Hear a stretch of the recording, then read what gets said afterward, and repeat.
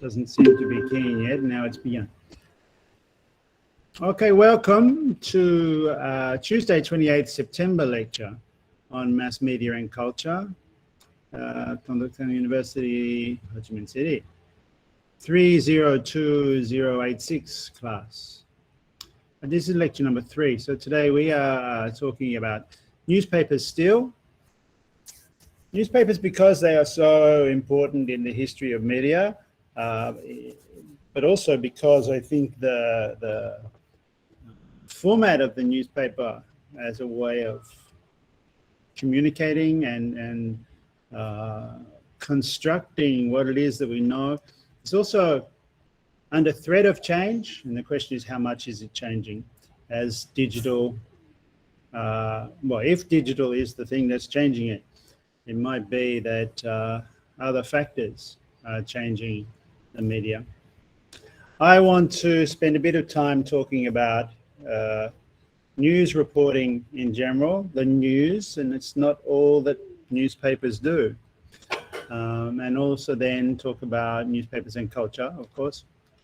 I'm going to focus, because of my previous research, on the way in which newspapers reported the terror war, also because that was the last previous, before COVID, I suppose, era within which the ideology of mass media operated.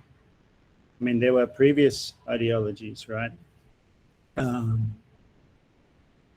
Anti-communism, probably the earliest one, but going back, anti-fascism. Different periods have different themes, I guess. Not that I want to make that a strict mode of production debate.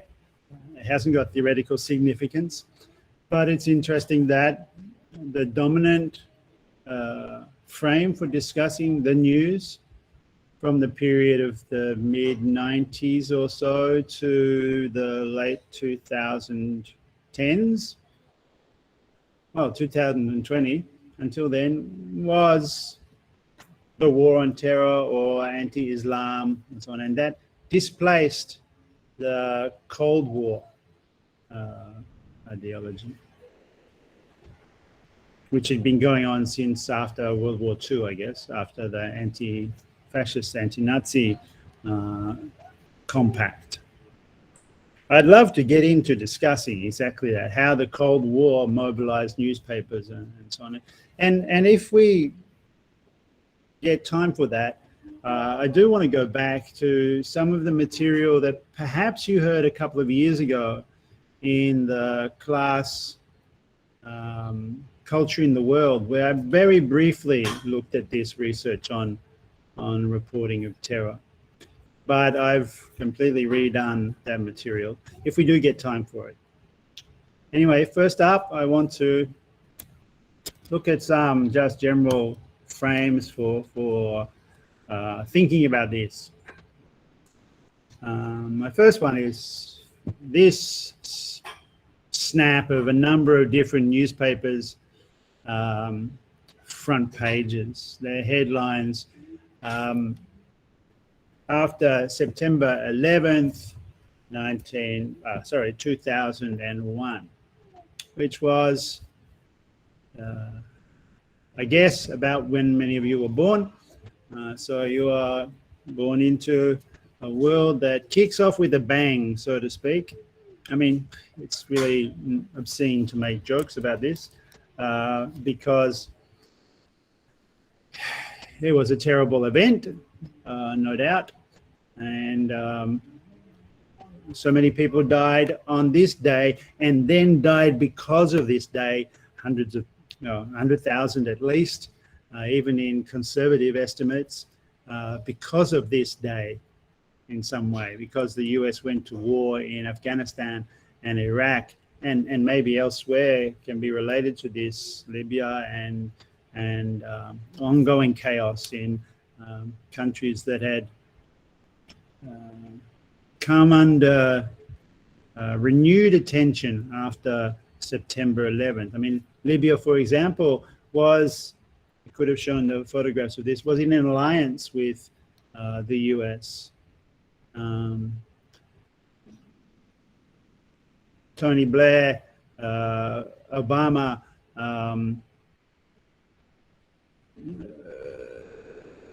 US presidents, UK prime ministers, French presidents, and prime ministers had all shaken hands with Gaddafi, who they then came seeking to kill. But on September 11th, anyway, this thing was sort of new, fresh, a new eruption into the media world. People of an older generation, my generation, right, we all remember where we were when we first saw the images of the Twin Towers being hit by a plane. And invariably, I don't know how it's discussed with your generation, you guys, but invariably people's first reaction was, oh my God, it's like it is a TV movie, or it's a movie. It's like an action film. It's like a scene from, I don't know, Spider-Man or something like that. The attack of the malevolent superhero, or I don't know, bad Superman or something. But very quickly, because every TV station turned to live footage, and we sat down in places like myself in a pub to watch this TV early in the morning in England it was, and we saw the second plane hit the second tower, and then also saw the towers fall and crumble. And by that point, everyone knew it was real, still thought it was like cinematic. The conspiracy theories hadn't started yet. There were many conspiracy theories, but very quickly there was a realization that in various ways, oh dear, something really big has happened. The predominant, the number one symbol of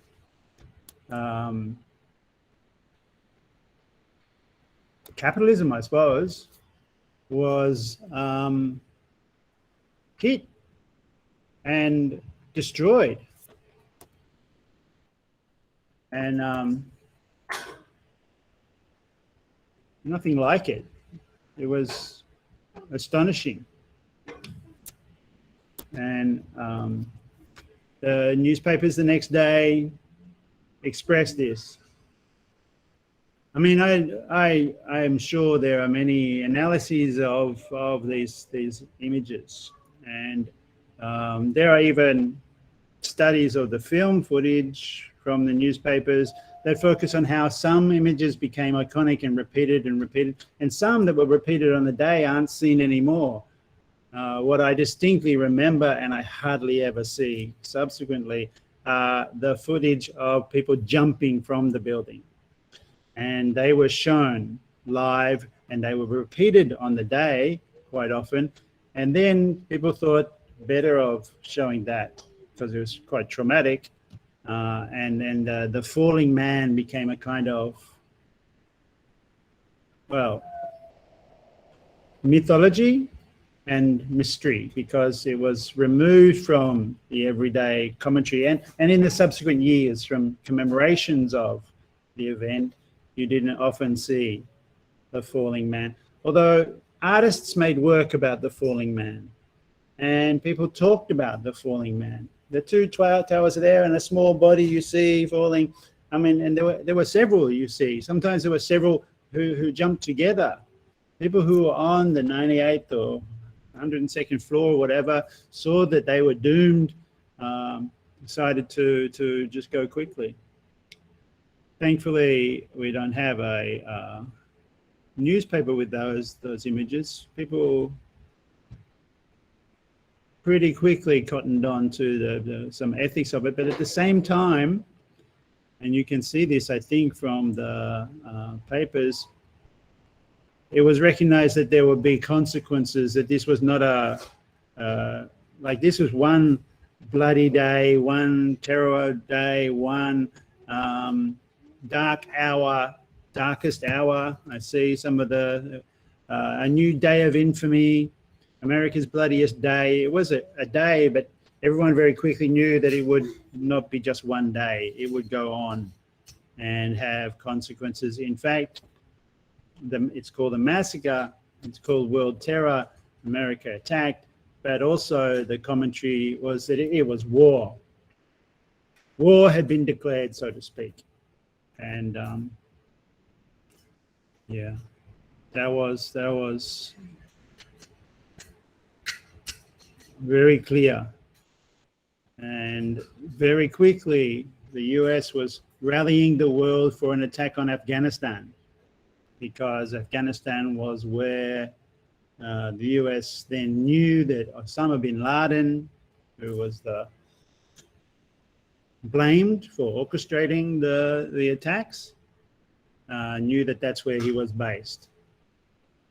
And you will have seen recently, the US finally, after 20 years, ended their involvement for now in Afghanistan.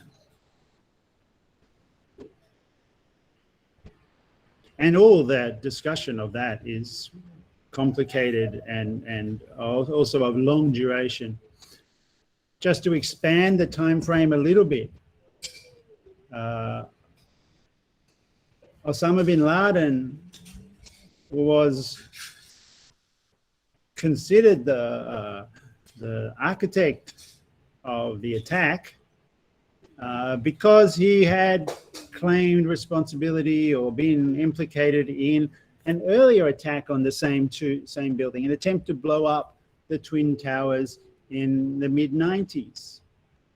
And there was an ongoing court case for some of those who the attack was foiled,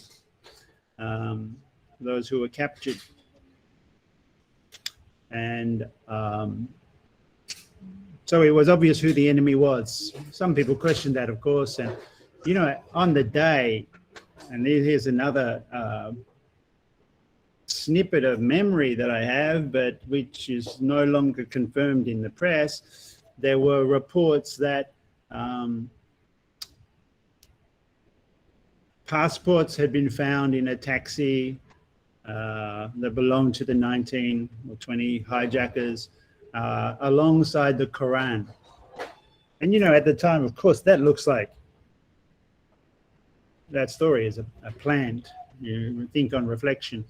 And, you know, but immediately the story that it was Islam, and it fitted the anti-Islam agenda that had been brewing in the press for a little over a decade, or maybe even 2 decades. Really, the anti-Islamic turn, the Cold War was starting to end, right? The Soviet Union had been forced out of Afghanistan. The Soviet Union's Vietnam War was the Afghan War of the 70s.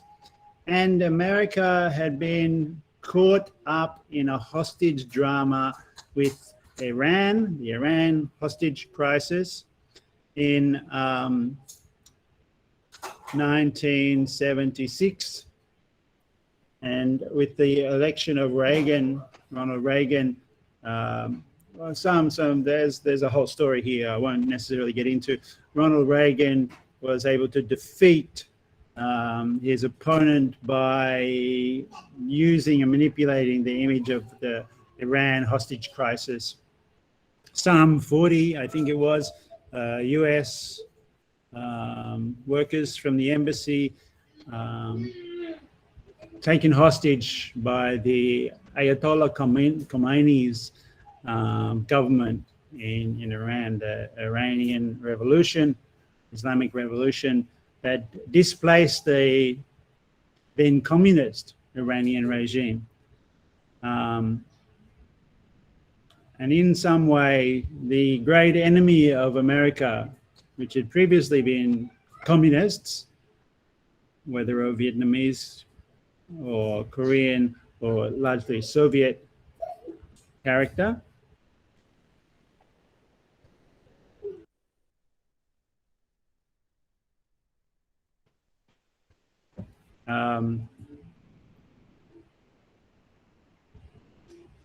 Sorry, where was I? The Soviet enemy, the enemy of the Cold War, was replaced by Islam. Even though many of those who became the enemy of the US, Saddam Hussein, Osama bin Laden, had actually been working for the US.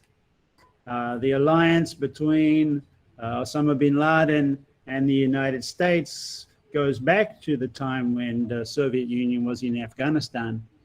The Mujahideen were supported by the US administration with guns, with armaments, a massive amount of, especially the over-the-shoulder helicopter attack missiles, supplied by the US to the Mujahideen, and the Mujahideen had supporters from across the Caliphate, the Islamic global movement, which brought people like Osama bin Laden into Afghanistan to first of all fight the Russians, and then to try to win power in Afghanistan in general, and the Taliban did eventually take power. And Osama bin Laden was a supporter, an ally of that Taliban. So immediately after September 11th, the US rallies the world to respond to this day of infamy, this day when terror strikes. Excuse me a second. Daughter's playing over there and making a noise with dropping toys.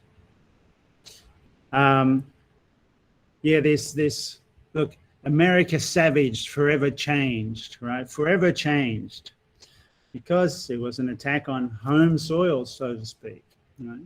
And then this was the catalyst used for then embattled President Bush the younger, whose role as president he'd only won by a kind of fudge in the Florida election, and nothing much was happening in his presidency. He somehow had this gift, I suppose, of something to do, which was to mobilize the world for a new war on terror, which would complete his father's project of from 1991 of getting rid of Saddam Hussein, who had attacked Kuwait back in 91, and America had gone to invade Kuwait, but Kuwait, to liberate Kuwait from Iraq and to invade Iraq, but had pulled back because they didn't carry with them, I suppose, world opinion. It wasn't possible, or even national opinion, it wasn't possible for America to enter Iraq in a kind of occupying army, partly because of what had happened to them in Vietnam. They had been burnt by that kind of overseas involvement and were very wary of getting involved in international wars. This event changed that. The attack on the Twin Towers made America risk getting involved overseas after having not done so explicitly or in big. I mean, of course, they were always involved in machinations overseas, whether it be in Central America or using the war on drugs as a cover for rearming the paramilitaries against Nicaragua or in Bolivia or Colombia, so on. But to officially go and invade, like in a colonial way, that was not on the agenda for the US. And these newspapers started to mobilize the agenda for that. The US attacked, the evidence was there, a big cinematic-like explosion, and then the campaign to get everyone to get behind a new military intervention, first in Afghanistan, which many people supported, and then also in Iran, which was a more difficult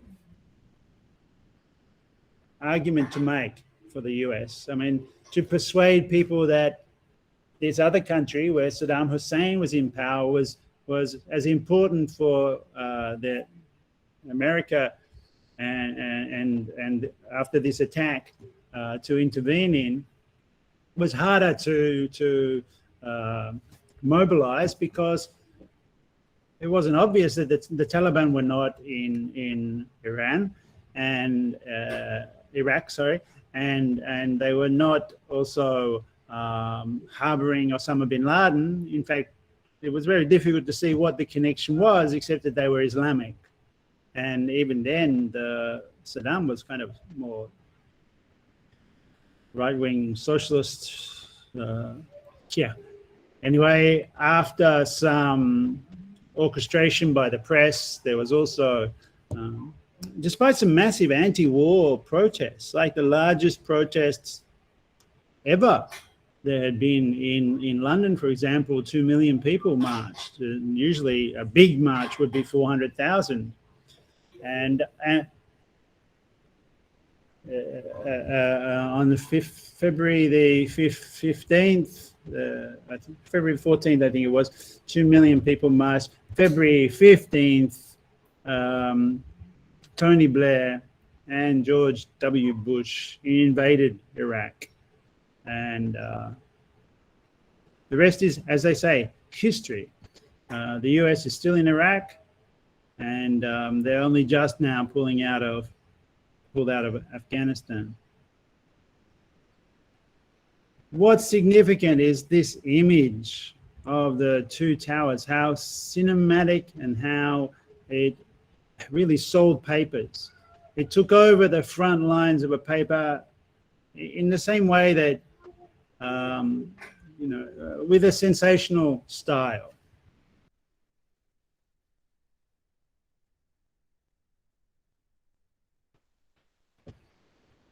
And the story ran for days and days, and it changed the way newspapers operated. I mean, in those days, we still bought every day a newspaper, most of us, at least. I mean, I suppose newspaper circulation had been going down, but I don't know, Guardian newspaper circulation was around about 500,000, 500,000 copies of a newspaper. And that was, the tabloids were around 1 million a day, and there were 4 or 5 of them and 4 or 5 broadsheets. We should get into the terminology.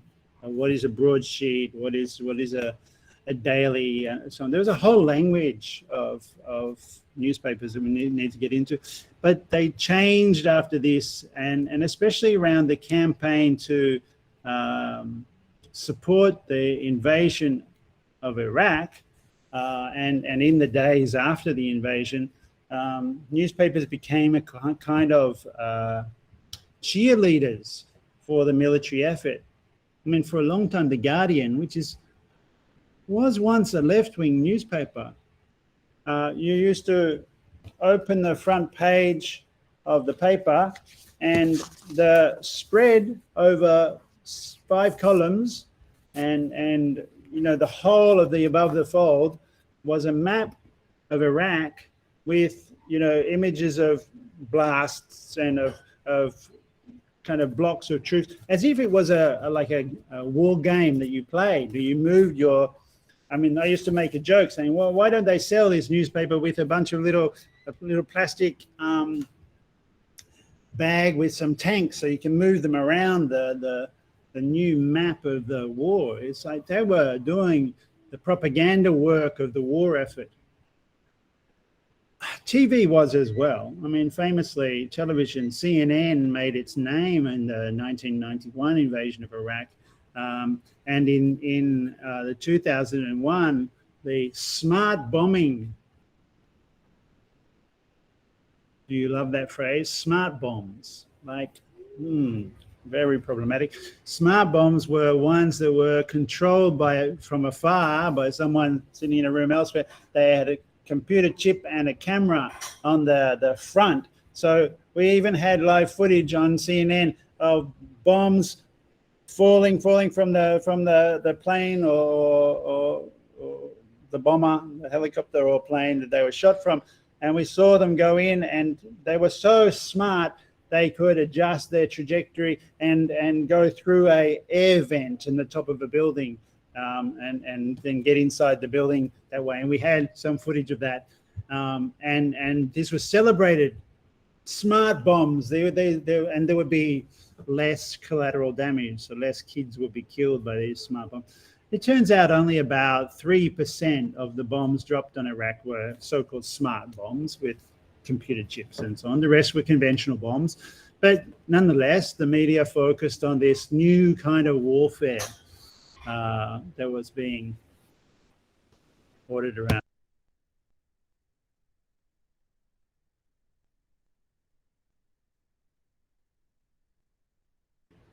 Excuse me, I have to do something right now.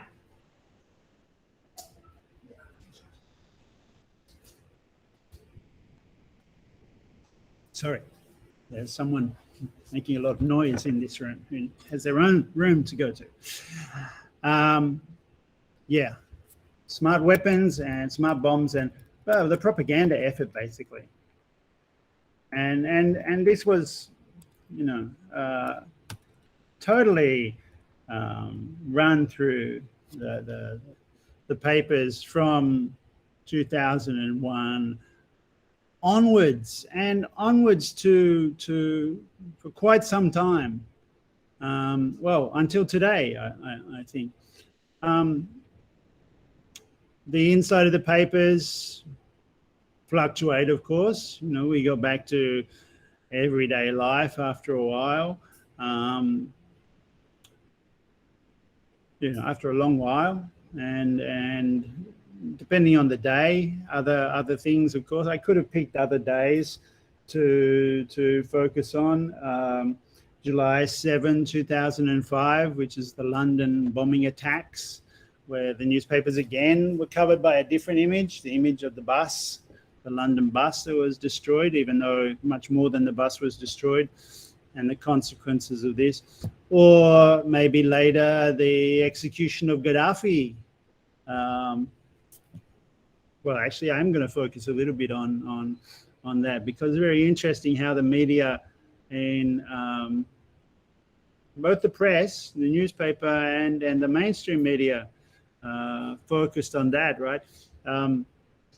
NATO supported the rebels in Libya as part of the so-called Arab Spring, which is started in Cairo, or started in Tunis, actually, with a man covering himself in petrol and burning himself to death in protest against a dictator. And we obviously can refer back to the 60s in Vietnam with the Buddhist priest covering himself in petrol and burning himself in protest. Well, this was somehow in Tunis in 2010. It was a protest that quoted that moment and started what was called the Arab Spring, a mobilization to get rid of dictators across the Arab world. So-called dictators, sometimes very real dictators, sometimes maybe people that were branded as dictators that maybe it was a stretch to call them that. So Mubarak, of course, in Egypt had ruled for 30 years and had to go. And for Tunis, of course, Tunisia. Some people say the Arab Spring was in fact the Arab Sting. It was just a way to mobilize people to get rid of their then leadership. But the NATO didn't really support them substantially, and it led to a kind of policy of chaos. And this was the case in Libya. Really, the Benghazi opposition to Gaddafi was encouraged by the US and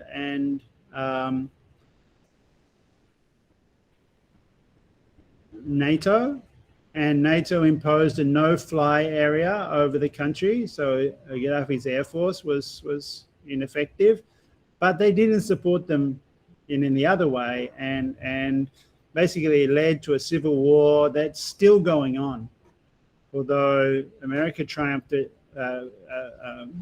presented it as a triumph because they got him. They got Gaddafi. Gaddafi was killed in the street, basically, killed like a dog. This is someone who had been leading Africa.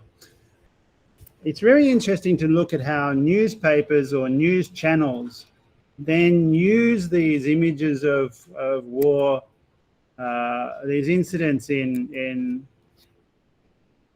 politics of representation of war and attacks as material. Well, I'm wondering what we think about this, what we should think about this when we see some political events portrayed on television, in not just in the news, but in TV shows and so on, as background material for romantic comedy drama and things like that, for everyday life, right? So everyday life gets drawn into big political issues. Well, big political issues get drawn into so-called everyday life. And an example I want to show you is very interesting. It's a teaching video,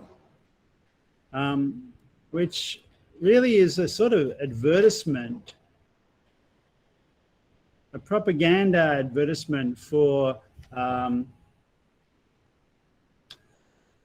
the TV show, which is called The Newsroom, which is was an ongoing series. It only ran for 3 series, but it was quite popular.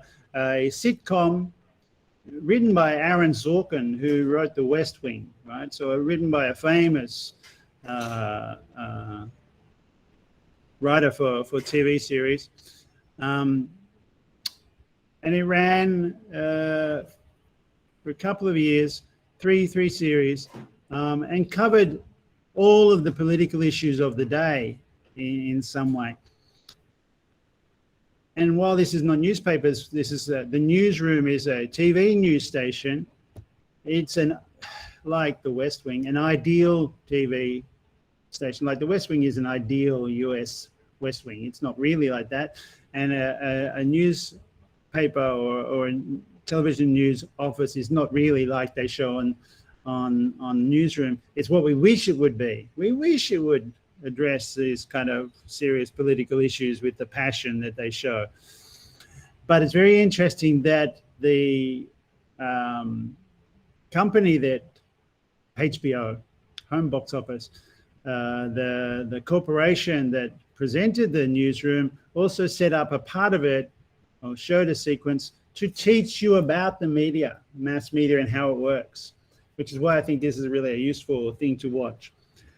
So they have a disclaimer, which we'll see as part of the film, and I hope it's reason enough for me to be able to show it without HBO then blocking it on copyright grounds, because that's happened with my video from last week, where it was blocked because I'd used the Beatles clips.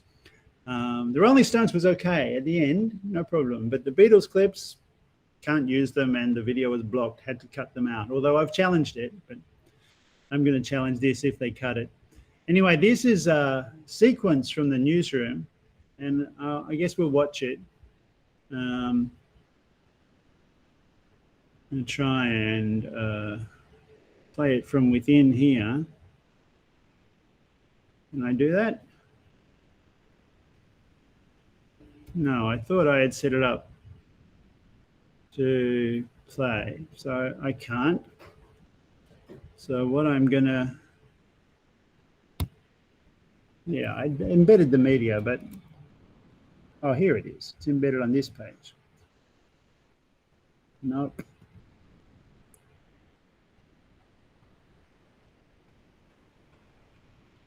Not loving me. So what I can do is go back to this and swap it out and screen it from a tab. Right, so I turn off my mic and we'll just watch it through once, and I'll come back and comment upon it.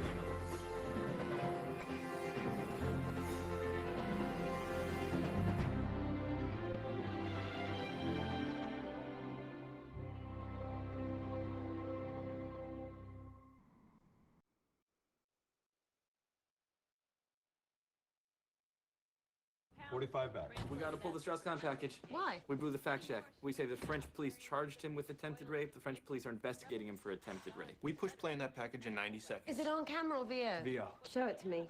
16. Get Ryan on the phone. Use a landline. Jake, let's go. 15 seconds live. 16's up. Play it. Package goes in 60. Did you know that in '91, 20 Kuwaitis died after being hit by falling bullets while Celebrating the end of the Cold War. Didn't. Law of averages caught up to them. Yeah. 118 people treated at a Los Angeles hospital for injuries sustained from random falling Shut up. bullets. Copy that. Right there. In 3, 2. Shannon, at this hour, do the rebels know anything about where Colonel Gaddafi might be? That's their frustration. phone. He's Spanish. But he's believed to still be in Tripoli. Nobody knows for sure. Ryan, hey, it's Jim. I'm putting you on speaker at near control. Play it. What's going on? Where are you? I'm in Benihana with my kids. Get to a quiet place. Hurry. 30 seconds. Play it for me. But there's more trouble ahead for the French diplomat. Strauss-Kahn still faces a civil suit here in New York, and in an unrelated case, French police have charged him with the attempted rape of writer Tristan Bannon in 2003. In addition, Ryan? despite... You there? Sorry. Yeah. Say, are investigating charges of attempted rape brought by... are investigating charges of attempted rape brought by... 2 tenths over. Little faster on my cue. Say it like a phrase. Stand by. Shannon Hamid reporting live on this historic day from Tripoli. Turning now to Dominique Strauss-Kahn. Today, New York Supreme Court Judge Michael Obas dismissed all charges against the former IMF chief after the prosecution cited problems with the accuser's credibility. Roll 60. Ryan Franklin was On in the my courtroom cue, today and has this report. A smiling and visibly relieved Dominic Strauss-Kahn walked out of the courtroom of Free Man today more than 3 months after the former head of the International Monetary Fund was arrested and charged with sexual assault. But there's more trouble ahead for the French diplomat. Strauss-Kahn still faces a civil suit here in New York, and in an unrelated case, French police are investigating charges of attempted rape brought by writer Tristan Bannon in 2003. In addition, despite the Manhattan District Attorney's Office choosing not to pursue the charges, Go back to your kids. 55 back. This graphic isn't loading. What? G9 isn't loading. Yeah, I've got a switcher problem. Are you kidding? None of the shit. I'm losing the board. Stay cool. We've got to reboot. Here go the monitors. We got green. Is the mainframe down? The whole board's down. 7 a.m., waking up in the morning, gotta be fresh, gotta go down. Listen up. We're going to bypass the switcher. Hard patch the camera output to the 1x10. 30 back. Is this affecting our air? It will in 20 seconds. Heads up. You're going to come back with only one camera. We can't roll the graphics without the switcher. Can we route them to the desk monitor? There'll be hard cuts. Do it. Partying, partying, yeah, partying, partying, whoa. Pull your shot back so we can see the monitor. Mike, go wide and get the monitor. Will, your graphics aren't going to be full screen. They're going to be on the monitor behind you. I don't have a monitor behind me. Turn to camera 3. In 3, 2. Now you do. Dominic Strauss-Kahn had spent 50 days under house arrest as well as 4 days in jail on Rikers Island. Today, he is free to go home to France. We'll be back after this. It's optimistic.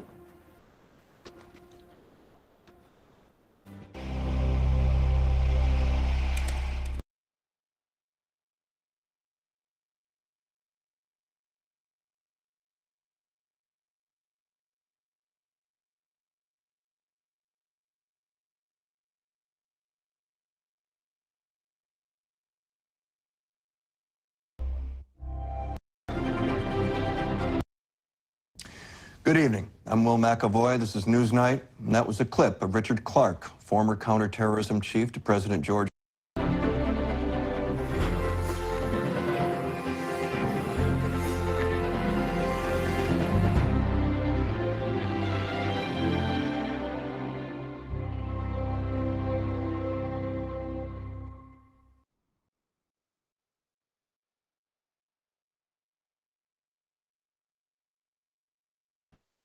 Okay, so we've seen the clip, and you got the story, I'm guessing.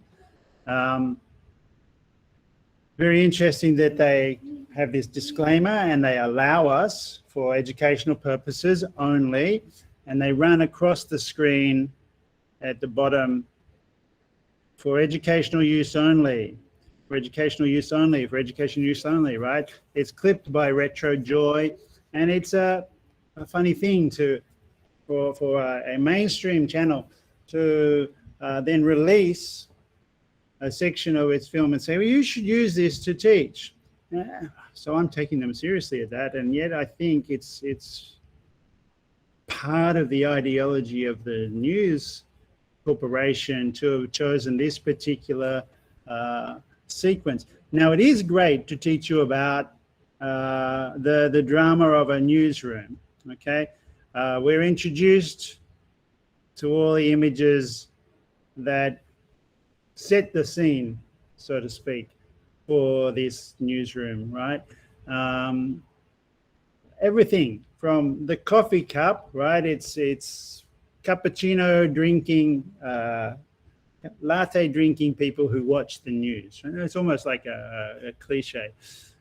Not everyone watches the news, right? Not everyone's interested, but informed people who have believed themselves to be, at least not exactly intellectuals, but not stupid, are the coffee drinking class. They're in New York. We saw that. We get that. Blah, blah, blah. It's a newsroom that, covers the world. And you see this, the time for POTUS, P-O-T-U-S, that's President of the United States. They've got a time clock for where he is, but also for other countries and other things. And we're giving a close up of the news. They pay attention to the New York Times, and you see here one of the researchers highlighting quotable quotes from the newspapers. So newspapers, this is from a time when newspapers were still, well, they still are today, really, papers, but increasingly less so. You see the New York Times here has become tabloid in size. It used to be a very large broadsheet, much bigger. It's now become more convenient, partly. We also see a couple of other journals here. I don't know if you can identify them. The one on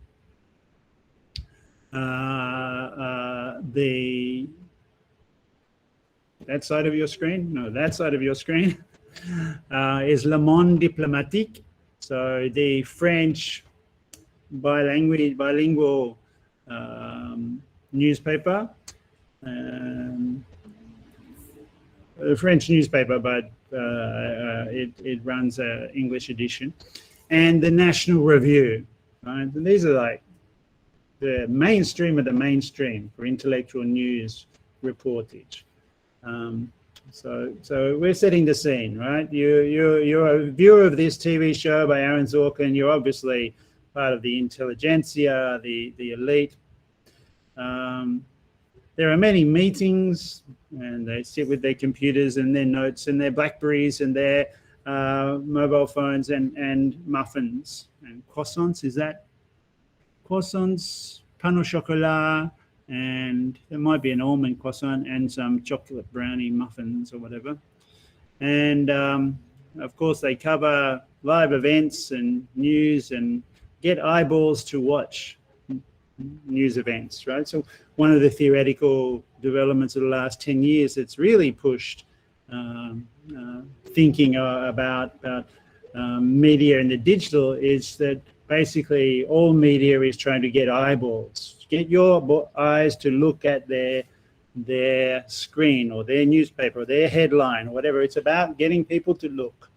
And of course, what does that mean? Eyeballs mean wallets, actually, because if you're looking, then you're an audience that can be sold to advertisers, because that's what TV is really about. That's what newspapers are really about putting commodities in front of people. Even though TV can be, and a newspaper can be a commodity, the real rationale for putting these things out, the information out, is to get people to see the advertisements.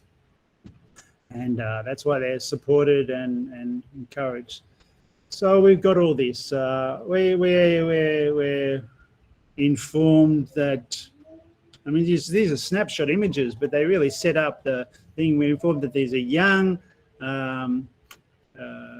dedicated, and it's a bustling office. The coffee spills on the page, and it sort of suggests that the newspaper is obsolete. The coffee is soaking through the page, but the digital is going to triumph, because we're going to see how a breaking news story gets manipulated, and how the story of the news is so hot and fresh and sharp and up to date that we see behind the scenes a little bit of this, right? So there's a teleprompter for the newsreader, which is Jeff Bridges, the great actor, Jeff Bridges. He's reading a teleprompter, sitting in front of the news, and we see his name is Will in this TV show. That's the button. There's a manager of the studio, of the newsroom, and there's a presenter, right? And they're the ones having the on-again, off-again relationship. They're in New York, obviously, great city, and there's a fetishization of the machines of the news, cameras and lights and so on. That gives you, atmosphere. He's well-to-do. He's designed a tie. This introduces him. There's color and the monitor. The famous wall of screen. This symbolizes a newsroom, right? You have a bank of monitors, which are mostly your own TV station, right? So you see on this one, you've got Will from several different angles. You've got the logos. You've got the introductory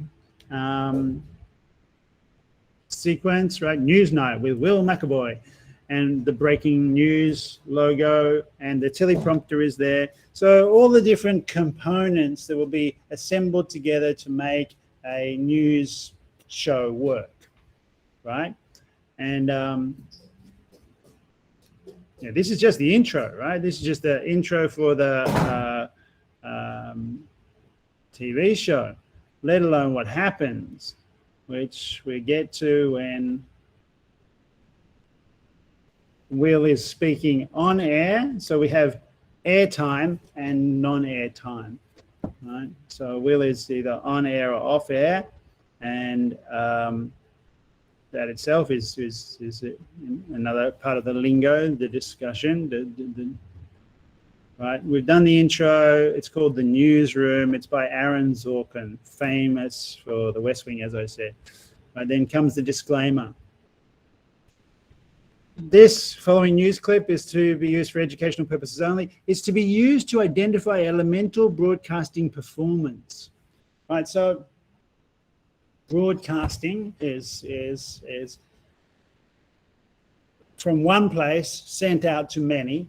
And what are the elements of putting it together? They're putting together the different parts. So you saw them had gathered their elements together in their monitors, right? All the different monitors that they have, they choose from to assemble using their technique. But there's also the performance of the people in the room, and especially this woman who's the point person, Mac, her name is in the show. She's been brought in to control the emotion of Will, and this young guy is her assistant, right? And together they are a kind of dynamic duo, keeping good old Will on track so he doesn't say anything wrong. This guy comes in and says, we've got to pull the clip about Dominic Strauss-Kahn because we've not fact-checked it enough.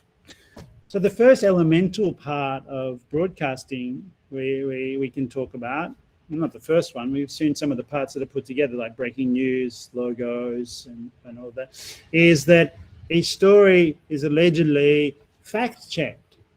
So they're going to be true, right? They're going to check that they're true, or at least check that they can say these things without attracting lawsuits.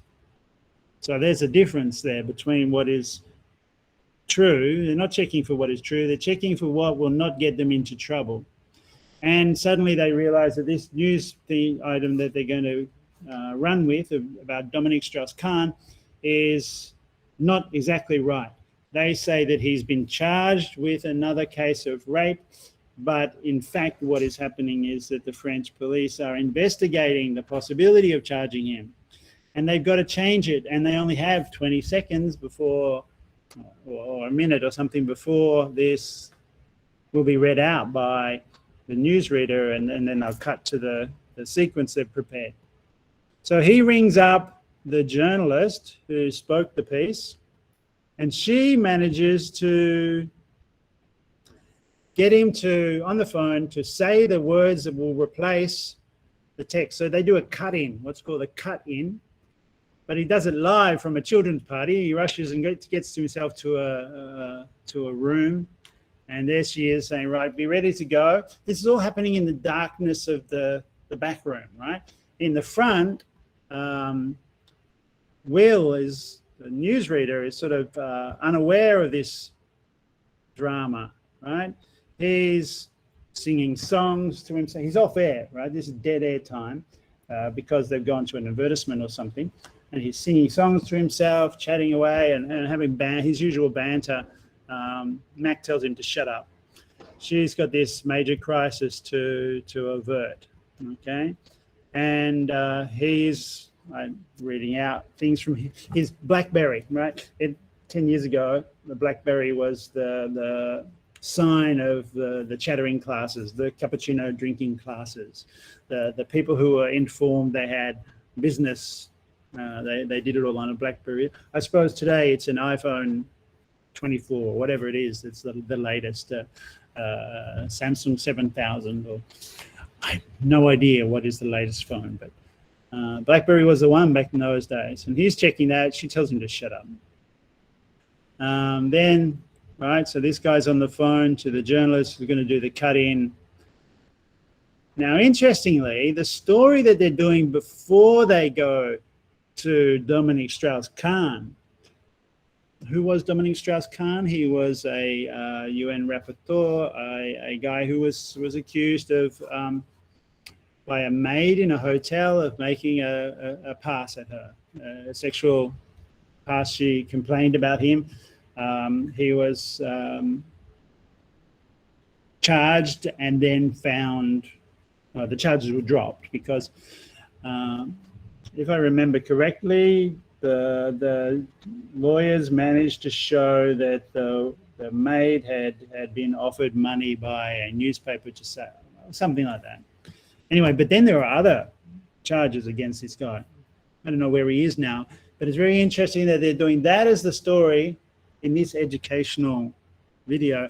That is the story. But the story just before it, the one underneath it, is this hugely significant moment in the ideology of the terror war. It's the day that the Benghazi rebels are surrounding Tripoli and are about to execute Gaddafi. This is the very day that Gaddafi is to be executed. And Will asks the journalist who's on the spot in her press battle kit, right? And absolutely she should be wearing a bulletproof vest and so on for being in Tripoli at the time. She's reporting and saying they don't know where Gaddafi is. And so we all know that very soon after this, like later this day, we will get live footage of Gaddafi being executed in the street, basically. Dragged along the ground in front of a vehicle and killed by a mob, basically. Now it's interesting, there's no commentary on the fact that this is the story just before Dominic Strauss-Kahn, but it's not innocent by any means that's a part of the landscape. Or it's like a background, the background for news about a sexual assault and so on, and that's very serious and so on. This prominent figure is accused. But the wallpaper behind, so to speak, is the execution of Gaddafi, is the war on terror. Almost as if that's the new normal for America at the time. There will always be news about terror war, and that'll be ongoing. And then the real action is the journalist called up from wherever he was to do this insert to make the story credible, to avoid a potential lawsuit from Dominic Strauss-Kahn's lawyers. And what they do is they manage to insert those 8 words or whatever it is that the guy speaks on the phone into the broadcast. So as it goes ahead, you see the old monitor is still showing Gaddafi on the side there, but the story about Strauss-Kahn is running on the main monitor, and it's a little bit too short. She tells him to say it a little bit faster. He finishes talking to the Tripoli journalist, moves to the Dominic Strauss-Kahn issue.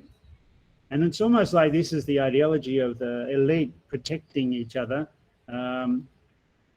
Here he is about to be shown that, there are currently only investigations. The charges are dismissed and he's free to walk. She fixes the story, right? When the criminal case is dropped, she gets the story correct. She inserts the necessary words and feels completely vindicated. I mean, it is a brilliant scene of editing, and it shows why this is used for educational reasons. It shows that the stressful preparation of the news is all done by professionals who are dedicated, who are skillful, creative, and impressive. She does this impressive. And then to reinforce this, the technology suddenly goes haywire, right? This guy and young technician running the image monitor says that his monitor won't load. Let's see if I can get it. Won't load the image, right? This image is not loading, and that causes a cascade collapse of the whole monitor system, and they end up having to reboot the whole system. He loses the board, right?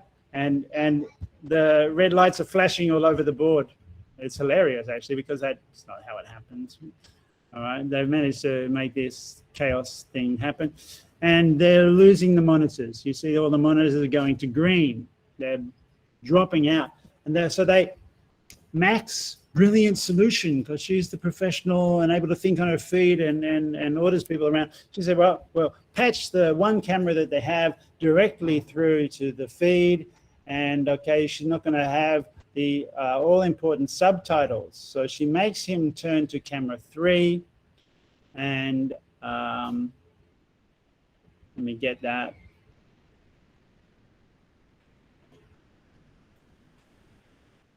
He says, what are you doing? He doesn't really know what's going on. He turns to camera 3 and the monitor is behind him.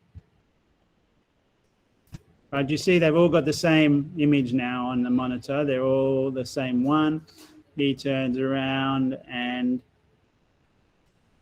he then has the visuals, okay, behind him. And so they've kept the elements of the screen. Now, this is very interesting. Why couldn't they just have had the guy speaking? We have to have no hiccups in the presentation of the news as like live, truthful, not constructed. So you shouldn't, as a viewer, see any of the marks of the fabricated nature of this story, right? Even though we're looking directly at the fabrication of the story, all right? All the different elements of the screen are here in this shot, even though the whole operation, the whole board has collapsed, she still manages to keep the essentials, which are the station logo, the ACN network, right? It's a fictional network, of course, but, BBC, CNN.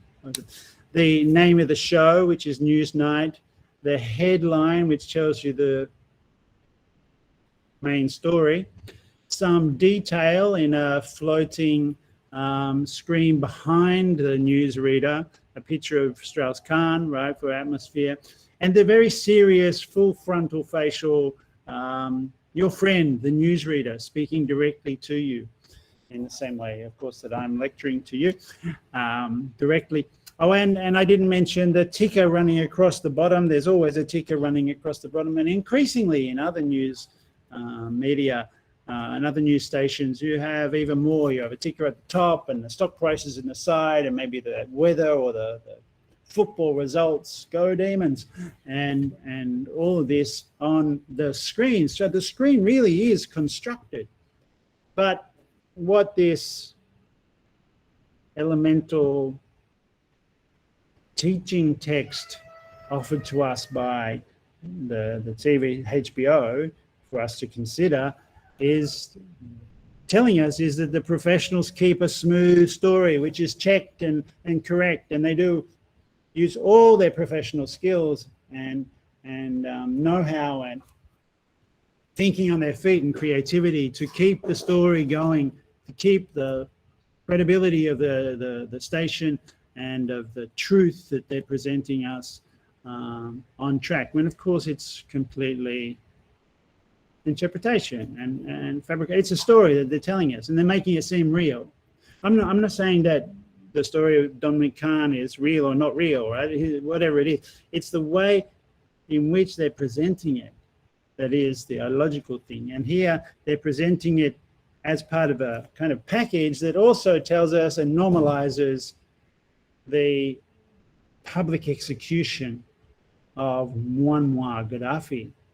And I don't know if you know about the moment when Gaddafi it was announced that he was killed.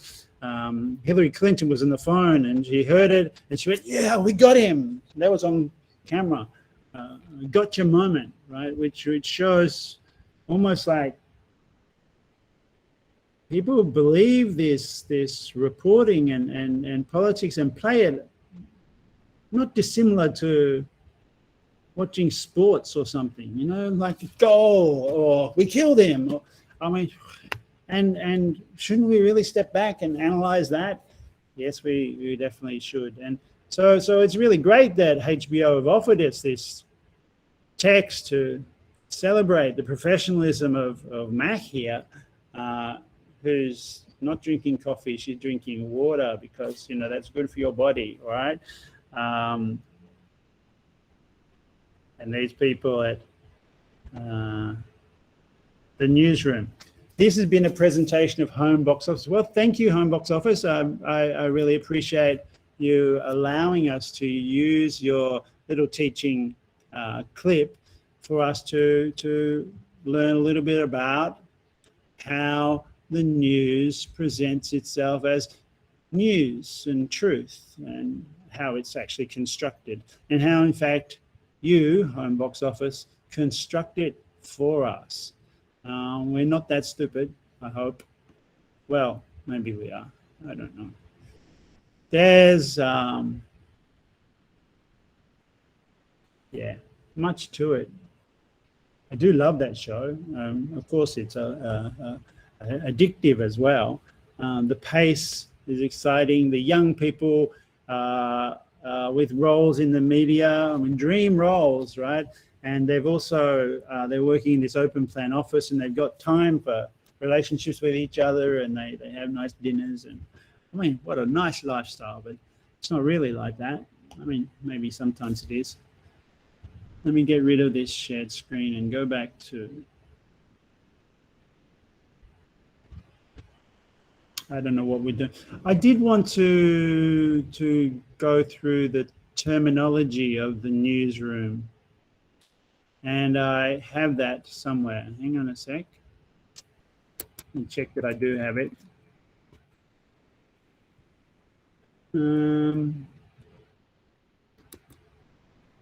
I covered it over with, I was looking at the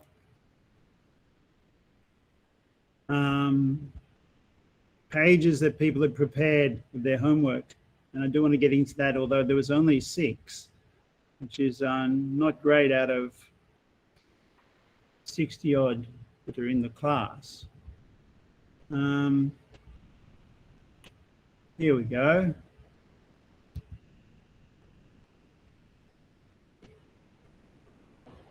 Am I sharing that page now? Yes. Let me try and get some proper size on this. This is quite interesting because I thought even if we went through this, there could be like a whole study done on the different things. Now it's alphabetical, but it's very interesting that the first thing that comes up is advertisement. Now, you know, because printed notice of something for sale paid for by the advertiser, that's what pays for newspapers. I mean, yes, you buy newspapers from the stand, £1 or something, and that's an income source, but it's not enough to really run a newspaper. So they sell space, and that's in fact what started and what has always funded newspapers is their advertising. Very few that have survived without advertising. AP, Associated Press, a newswire. So a newswire is different. That's the news, unadulterated. Well, of course it's biased. It's the press releases of everyone and anyone who wants to get into the news, right? They send them to Associated Press. Associated Press doesn't necessarily have advertisements. It's not a public thing. It's the raw material that is coming out of the, usually it used to be a ticker tape machine or a teletext. It's printed news that the newsreader then can read. And of course they are selective about these things. It's not journalism to read the Associated Press stuff. Journalists write for Associated Press, sure, but if you're reading out the news and you're just reading out the press releases and the articles sent by AP, it's not journalism, but churnalism, just turning over. They talk about art, and they don't mean art in the sense of, you know, aesthetic, Picasso, the Mona Lisa, or you know, art like that. They mean any kind of imagery, right? So it's not sound, it's the artwork that goes in the paper, right? So photograph, map, illustration. So the maps of the war in Iraq were considered the art, which has its own ironies. Assignment, this should be good for students. You've been given assignments many, many times, so it's what you're told to cover. And it's become a kind of slogan of significance for journalists. The journalist is on assignment is a more serious journalist. They're detailing, they're digging into a story, they're doing the real work. It's not the Associated Press material that's just coming off the teletext into the studio. They're going out and getting that. Associated Press style book is standard reference for reporters, right? So that's like your guidelines for writing an essay and citing properly, doing proper quotation styles and punctuation and bibliographical references and so on. That's similarly used in newspapers. Different style book, of course, because we're talking about, we don't need footnotes and bibliographical references in the same way for a newspaper. Balloon, drawing, usually a comic strip. Yeah. We know that. Banner headline means the top headline like war or America attacked and something like that. A banner headline is getting your eyeballs to look. Okay. The beat, that's interesting. We have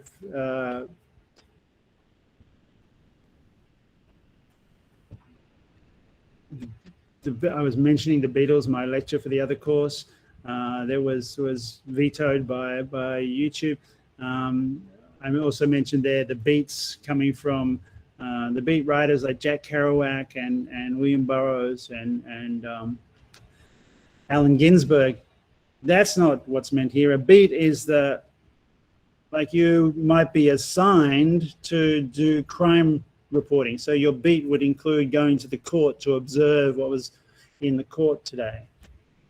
Body copy is self-explanatory. It's the main part of the story, but I want to point to the body metaphor, right?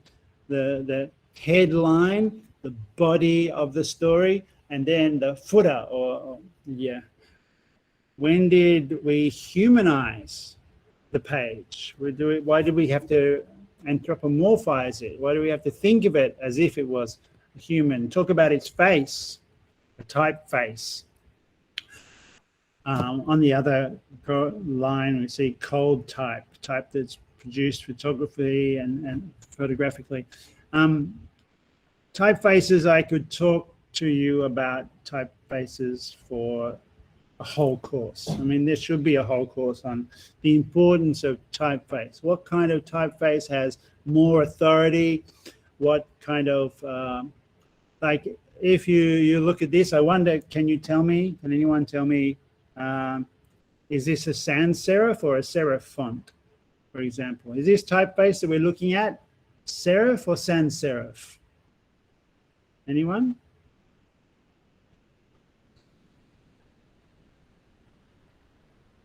Sans serif. It's sans serif. Well done, because yeah, you see there's no. I'll quickly have a look if I have any other texts open with serifs that we could contrast with. Let's look at only my email, so I don't want to show you them.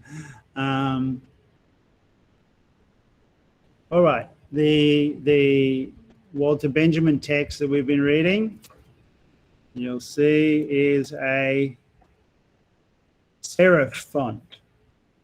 How do we tell the difference between I can't alternate between the two of them that easily. Benjamin and this one, okay?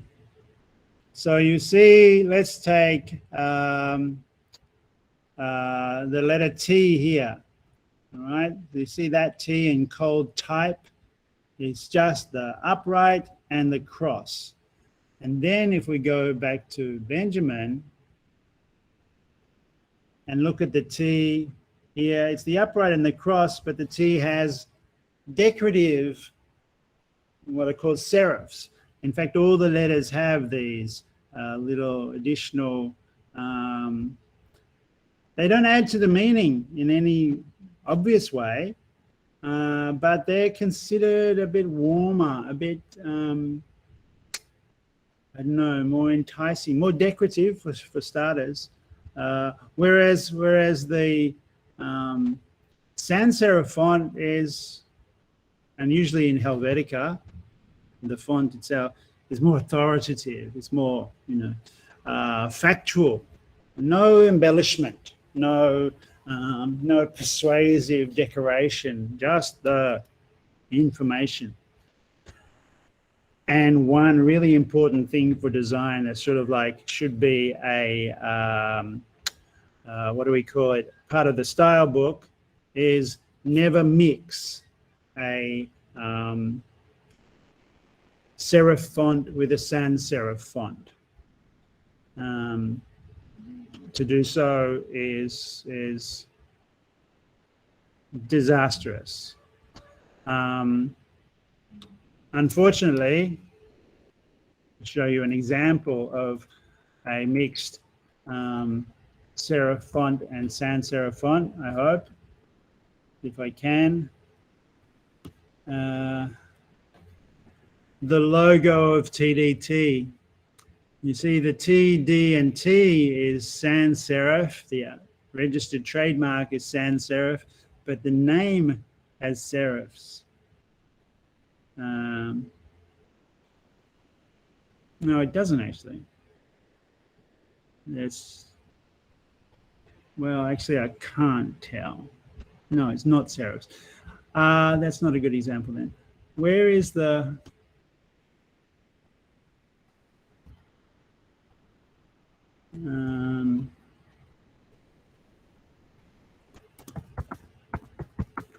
on your student card or your student badge that you wear, it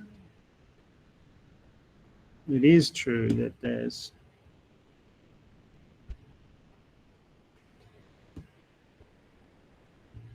no, you see, that's sans serif. Of course, with Tingviet, it's slightly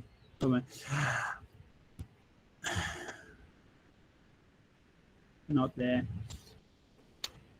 If any of you have got your student cards handy, you'll have an example of what I mean, or at least it was the case when I talked about serif and sans serif a year ago. I used the example of a lanyard image of a photo. I guess I should look in my own one, right? Not sure even if that will show it, but let's see. Can't find it. Don't have my card in my wallet. Of course.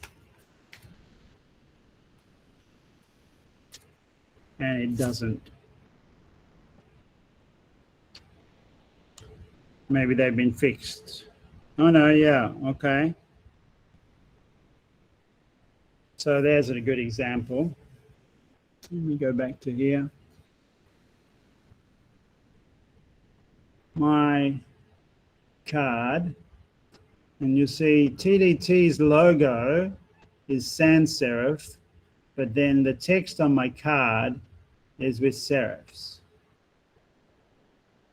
That's showing as backwards in my screen. I don't know if that's backwards for you. You see there's serifs in my name on my card, and the name of the university there, but the logo is sans serif. So technically, you should not mix serif and sans serif, but many times people do. It's a design choice, of course. I'm being a bit fussy. Anyway, we can keep on going. Box, the border around a story or photo. I'm particularly intrigued by box because a box usually surrounds a cartoon or an ad. Right? They are moments where the paper is kind of drawing a line around something, saying this is not the real part of the paper, or we value this part differently. I mentioned earlier broadsheet and tabloid. That's about the size and of the page.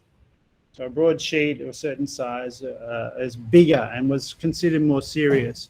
We could go through all this. I won't go through it all. But I'm going to put it on the e-learning, so you can learn this language, or at least have seen this language once. Dummy layout diagram, a mock-up, basically. Hot type from the days of type.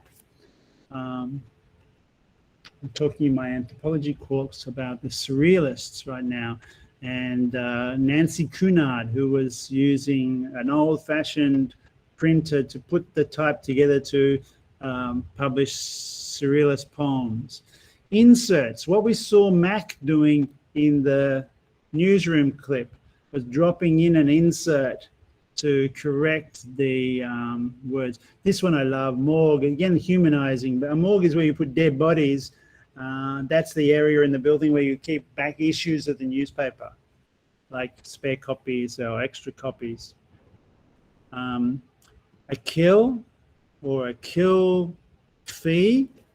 Sometimes someone put on assignment writes a story that doesn't fit the ideology and they get paid to get rid of it. So they get paid anyway for writing the story, even though the story is not printed, it's killed. Or censored is another way. Okay, so there's many terms, and I see that time is passing, so I'm not going to get into that as much. I think we need to have a break, or at least I do. We've got 6 minutes before 11, so let's take a screenshot for attendance and have a break. Okay, so